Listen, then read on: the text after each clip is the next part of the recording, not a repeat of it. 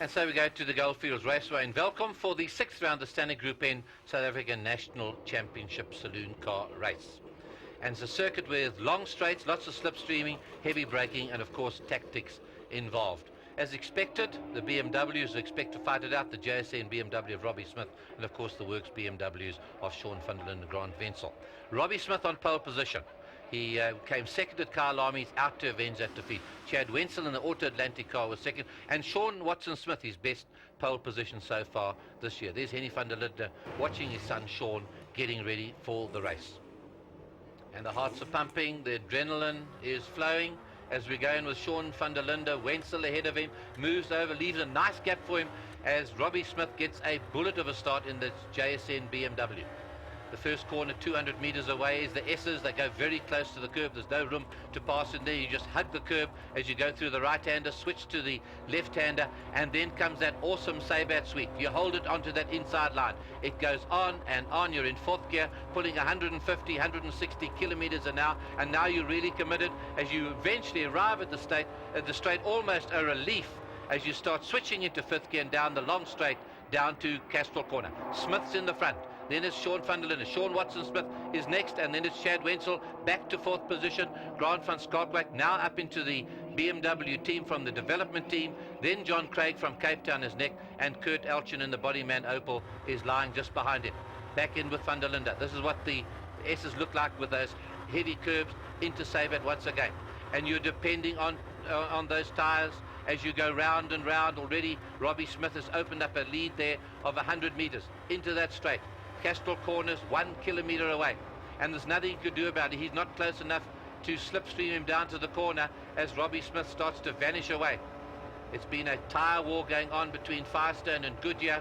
Goodyear's won at Kyle Army, Robbie Smith's on revised Firestones for the Goldfields Raceway. There's van der Linde second. Shawn Watson-Smith lying very handy there in third position. Round the outside goes John Craig. Van Schalkwyk's in the inside.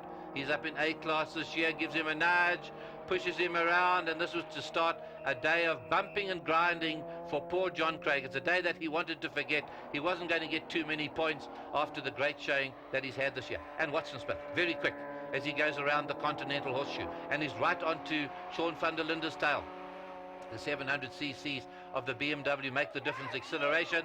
Robbie Smith in view, round West Bank corner. He slides his way round the final corner, his way to the line, and Shawn Watson-Smith doing everything he knows to try and get past van der Linde. But van der Linde's having nothing of it. He's in front, and that's where he means to say. And it's Robbie Smith coming home to win by 12 seconds ahead of Shawn van der Linde in the BMW. Then Shawn Watson-Smith by half a second, and then we have Van Schalkwyk and John Craig. It was a good race. So we went for the lap record, and I got it. And just got a nice lead and paced myself well. Only trouble with that kind of thing is you can fall off. You get a bit bored, And I just had to make sure I had no brain fade. And this is where it gets rough in Standing Group N racing. 41 cars in classes B, C, D, and E, from 1400 cc right up to 2 litre. And the man leading class B, Nick de Waal, bit of a shock for him that Leon Odendahl in the Fiat Uno Turbo was on pole position. And on the second row, another Uno, Peter Lanz, coming back to Standing Group N racing, and alongside him, Steve Wyndham in the first of Class C cars, the Toyota Conquest. Lots of action is expected, and lots of action we are going to get. 10 laps ahead of them as it turns to green. Nick de Waal using all the power in that BP Nissan Sentra, out accelerates the turbo, seems to have a bit of a lag there, and goes to the front. And just look at that traffic jam. It's in with Steve Wyndham we go, watching the start once again. That's Nick de Waal on the left-hand side of the screen. Odendahl tucks in behind him. There's Peter Lanz, and a good start there for Hannes Strobler in the second of the BP Sentras. 200 meters away lie the high curves of the S's. Right and left they go, and then into the Sabat sweep where you don't want to lose it. Those cars on full stretch, committed with those drivers with their foot in the hook as they go into the long straight, and the power of the Uno Turbo has got his slipstream Nick de Waal. He passes on the left-hand side as they go down to the brake marks. Castrol Corner coming up, but Nick de Waal, rally experience and all, has shown him where to brake late, and that's right in the corner. Then it's Lance Odendahl, it's Strobler, and in Class D we have Roddy Turn, that silver Opel, leading there, and here's the Brat Pack with the red car of Mark Edwards being challenged there by Lawrence Boshoff from Cape Town. 19 of them in this field. Michele Lupini loses it on the way, or maybe got nudged out of the way, and he'll really have to fight to make up. And Vernon Stein's over. Vernon Stein has rolled it in that melee there. He's going to be all right. He's well strapped in, a strong roll cage, and that's all part of the racing in Stanek Group N. And as they come out of West Bank Corner, they are using all the road. It's Nick de Waal. Peter Lanz is next, Odendahl, Hannes Robler, then the Class C, Wyndham and Charles Wilkin is in there too in the Conquest. Roddy Turner leads Class D. And in E, of course, it's Mark Edwards. Here they are. This is where the Uno seems to have the legs that go round Sabat. Those cars are almost oversteering as they come round there. And Peter Lanz looking to get close enough to catch a toe down that long straight. Mark Edwards starting to dominate ahead of the pack of 1400 cc's of those bulletproof Opels. It's Nick de Waal. He makes it down to Castrol, and Peter Lanz up, desperate braking to stay inside in there. Odendahl still on his tail, and Hannes Robler looking for a way past. Then we've got the two Toyota Conquests in Class C. It's Wyndham leading Charles Wilkin, having a very good season at the moment. Here comes Mike O'Sullivan, the Safik Opel. It's Devon Juby next, then it's Lawrence Boshoff, Sean Truders in that yellow car on the inside. And Nick de Waal, as they enter Continental Horseshoe, he just nudges inside Peter Lanz, and he goes a little bit wide as he left a gap, and Lanz is trying to get closer and closer as they come out of Conti and head towards West Bank. He's keeping him in view, but being challenged there by Odendahl. These Fiat Unos were withdrawn from Stanek Racing, the feeling being that they weren't competitive in Class B. Well, here's the proof that they certainly are. And on the tail there, and Odendahl gets nudged there behind a Strobler, and Steve Wyndham goes into his side. He's out of it. He's broken something in the front suspension, and Wyndham's race is run. Here it is again from Wyndham's car. As they come into that final corner, there's Hannes Strobler, just nudges Leon Odendahl, and boof! Wyndham goes into Hannes Strobler. The damage seems to be slight. Away goes Strobler, and across the veld goes Charles Wilkin into the lead in Class C. And the championship leader in Class C, the stricken Toyota Wyndham's, left lying at the side of the road. Slipstreaming again. Down to the brake marks at Castrol, and Lance is getting right onto de Waal's tail. He says, come by on the left-hand side of me. He knows on the inside he's got a far better chance to outbrake him, but Lance makes it to Castrol first. Heavy braking there, leaves it almost too late and nearly loses it. And Nick de Waal is certainly keeping up the pressure there. All the heat from behind them, of course, is gone. And in Class D, turn up. Neville Bartle from East London is leading ahead there of Lindsay Stein.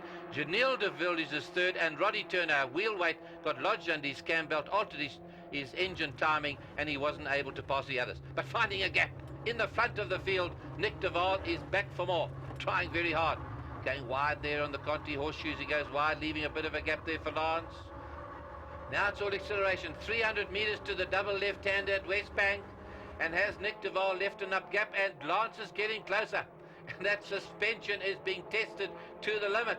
As the little Uno lifts its inside back wheels, they've got one corner to go, and has the turbo got enough power to get to the line? Here comes Michele Lupini across the country. He's nearly taken out the leaders. They avoid him. But it's Nick de Waal's going to win it ahead of Peter Lanz. And afterwards, we spoke to a disappointed Steve Wyndham.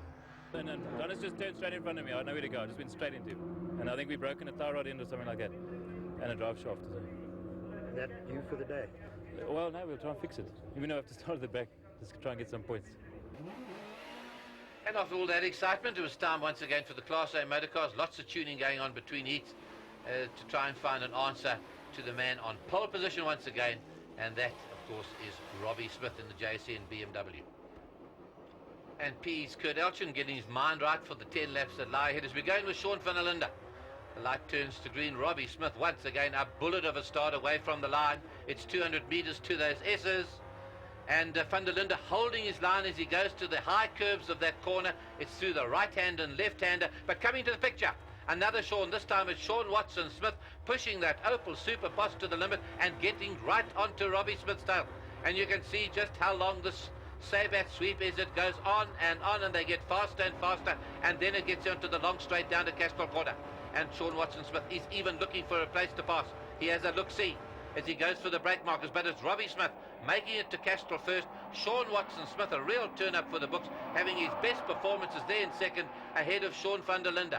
Wenzel's in there in the Auto Atlantic of Edenvale car, and then we've got Elchin and the rest of the pack. And now we're getting into the final stage of this race. Shawn van der Linde, his tyres now really overheated, is fighting to keep that car on the road. This is going to allow Chad Wenzel to come past. It's a real bad moment to have in the closing stages as Robbie Smith goes through to take it. The pack close on the van der Linde. It's Shawn Watson-Smith second, and then come Wenzel and van der Linde ahead of Elchin and Van Schalkwijk. And here they come up the road, all slipstreaming their way to the flag. Nice one, yeah. It was harder this time. The Opels were right there. And when the Opels get together, you know, they push each other. And for a couple of laps, I was worried. They came on me every time. So nice pair of wins there for Robbie Smith in the JSC and BMW. And here's the action packed once again. There's Peter Lanz, second in the first race, and he means to put away Nick de Waal in his B Nissans Sentra in this one. 40 cars get away from the line.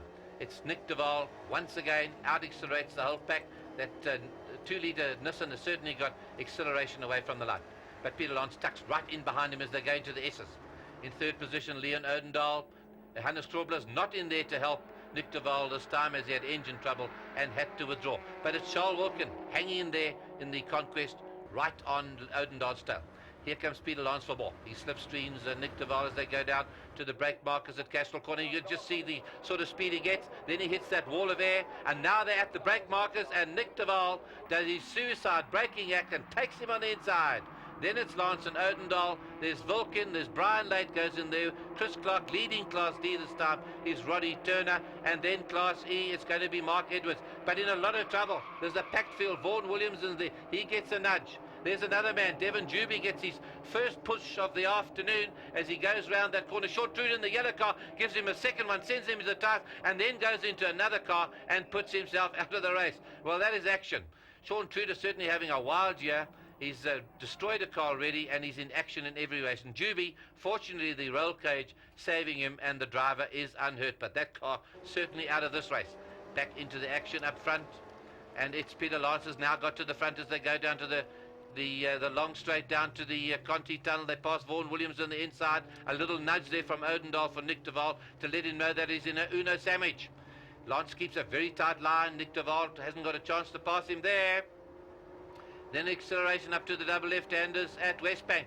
And that turbo's getting away. And de Waal is desperate. And he just bombs past him. Goes on the inside and holds the road ahead of Lance. And Odendaal's challenging as well. The wheels are in the air. The Nissan Sentra is pushed to the limit and far beyond. And the Toyota Conquest now. Charles Wilkin has got Steve Windham right on his tail. He's come up through the pack as well. And here they come. And it's all slipstreaming. One tucks in right behind the other one as they slipstream down these long straights. Here's Peter Lanz back for more. Still de Waal in front. 2-litre Nissan Sentra, atmospheric motor, and then the turbocharged Uno Turbo. 23 is the number, Lance is the driver, and then Odendaal. And here's Mark Edwards in the little red Opel Cadet leading Class E. He's going to get a pair of wins for the day ahead of O'Sullivan. We're back with Leon Odendaal as Lance just hangs in there and holds on to the Nissan Sentra. Look at his acceleration. Down the straight to the Conti tunnel he goes. He passes him on the right-hand side, and Odendaal's looking for a way through as well. Can't find a place there. Nick de Waal late onto the brakes once again, and he gets him. There's no place for Lance to come through. Two experienced drivers in the front, and Leon Odendaal getting driving lessons today, but showing that he's one competitor that'll need to be watched in the future in Class B. It's been a great battle. And Neville Bottle from East London, after that win in the first race, rolls his car, has destroyed that CBS Opel, and has also gone into a spectator's car as well. And Nick de Waal hangs in to win the race by 0.3 a second ahead of Peter Lanz, and then comes Odendaal and the two Toyotas winning Class C. We're pleased to have won, but it was very hard driving, and the Unos really also performed very well. So as we reach the halfway mark in the standard group in season, a few drivers starting to dominate. Robbie Smith, certainly the JSC and BMW, is going to be a hard one to catch in Class A. In Class B, Nick de Waal has taken the reins of this class and has started to walk away from his teammate Hannes Strobler in second place. And Steve Windham looks unlikely to be caught by his teammate